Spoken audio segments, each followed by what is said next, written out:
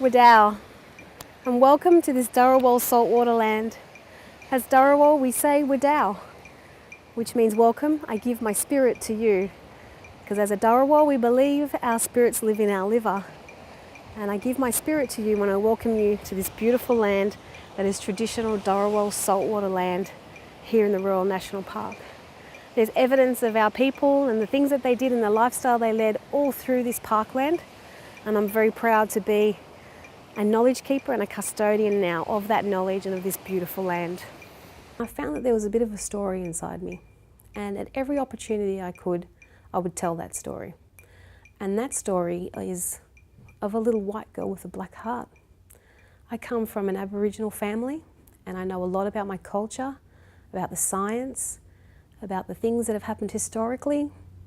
I come from an amazing line of wonderful and inspiring people, and I really need to tell that story. I was born to a wonderful Aboriginal man and my beautiful white mother.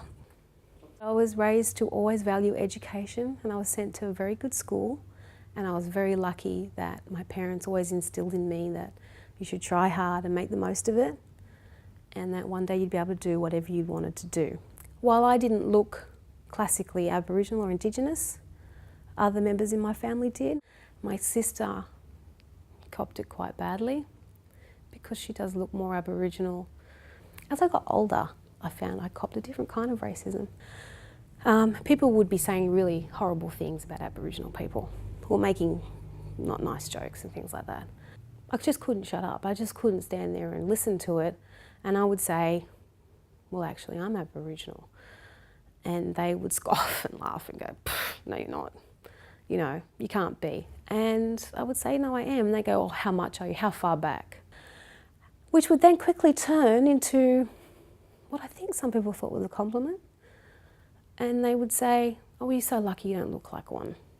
This is my wonderful dad. This is John Foster, and he's done a lot of work in this community, in all the different communities. He's an Aboriginal liaison officer. People would look at me and say, you don't have to tell anybody you're Aboriginal, just be white. It's just, you know, you really don't, no one needs to know, and no one will ever believe it, okay? So it kind of sat with me that, yeah, okay, maybe I should just not open that hornet's nest, who knows, maybe I should just keep it there. But then I learnt the work of my great-grandfather, this man over here.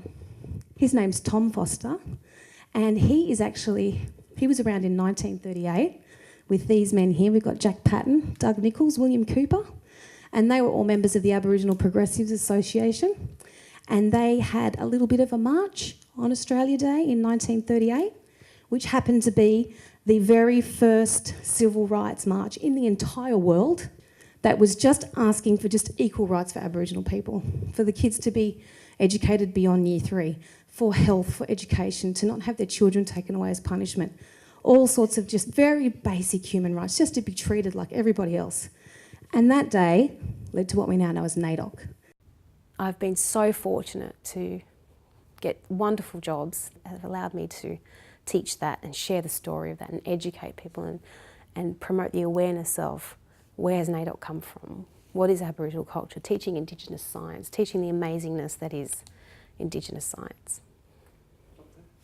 And I have done all sorts of things throughout my years involving Indigenous culture and art and science.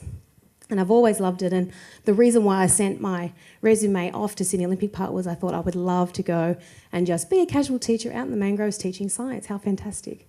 And as a last second thought, I thought I might just put on my resume that I'm Dharawal, because that's getting rather important now in education. And that's a huge change from when I was at school, when we learned about colonialism, and we went to Sydney, Old Sydney town, and saw a recreation of a flogging. And we learnt about Captain James Cook and Governor Arthur Phillip, and that was about it. Thank you guys, thank you so much. Have a beautiful afternoon. And in the Dharawal we like to say Yandellara when we say goodbye. Yandellara.